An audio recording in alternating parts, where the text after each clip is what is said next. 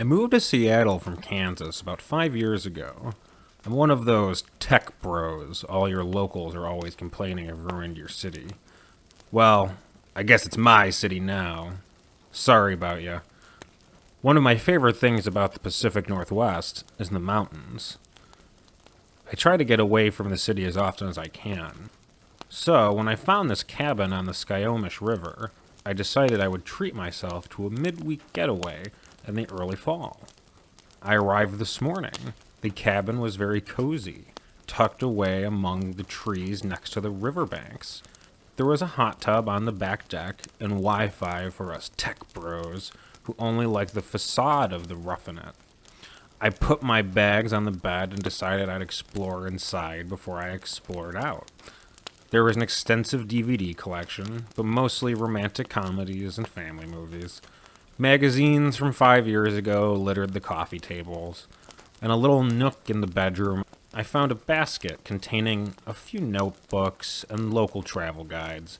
The notebooks were, according to the labels, for guest notes. I smirked and laid down with the most recent one. I'd probably get a kick out of this.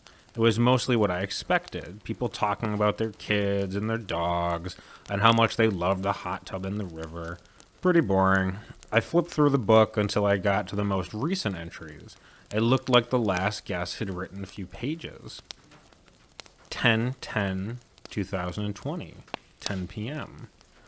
The noises started around 8:30 tonight. At first, we thought it was just the rain. We never should have read that book we found in the woods.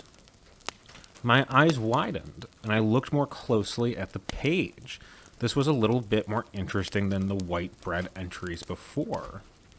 Well, maybe read is the wrong word. There wasn't enough in any language we understood to actually read it.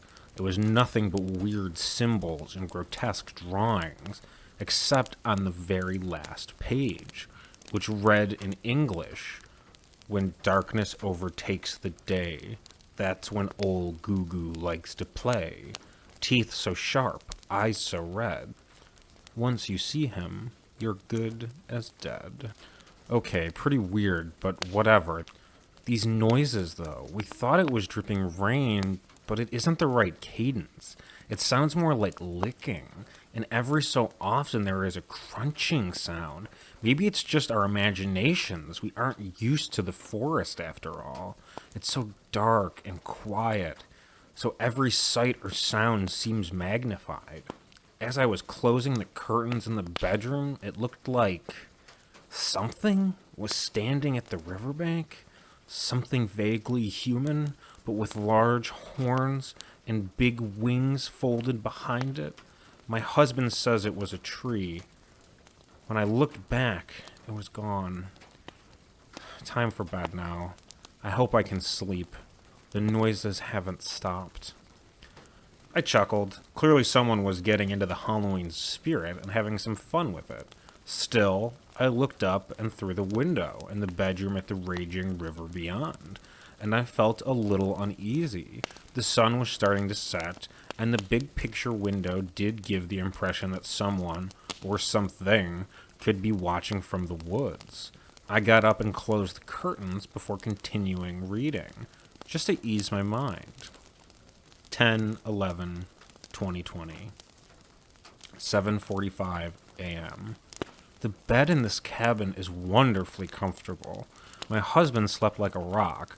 I, however, kept dreaming about a horned creature standing at the corner of the bedroom, staring at me. My husband said it was just a dream, but when I got up this morning, all the curtains were opened. My husband says he didn't touch them, and I must have left them open last night, but I know I didn't. At least the noises have stopped. We plan to enjoy the hot tub and relax today. 10/11/2020, 2:10 p.m. We spent the last hour in the hot tub.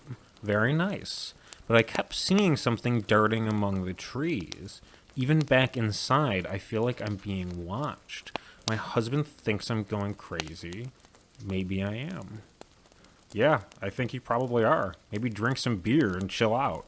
This page had started out with the same neat, tight writing of the entry before, but as the page went on, the writing became larger and more erratic, slanting across the page.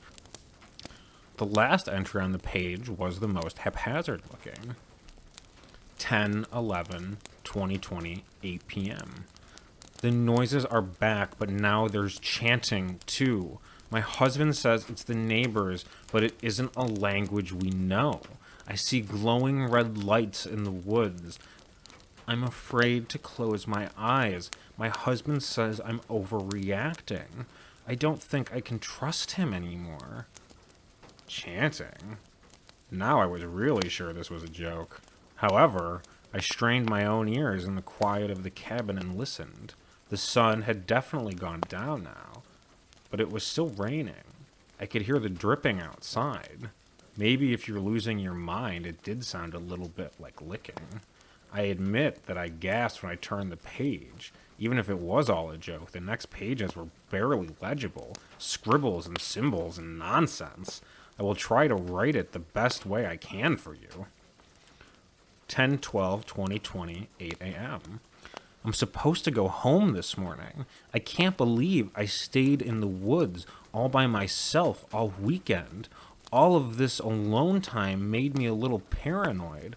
I'm packing the book. I found it is still wet for some reason, like it has been in the rain all weekend. On second thought, I don't think I will leave. I want to stay here forever.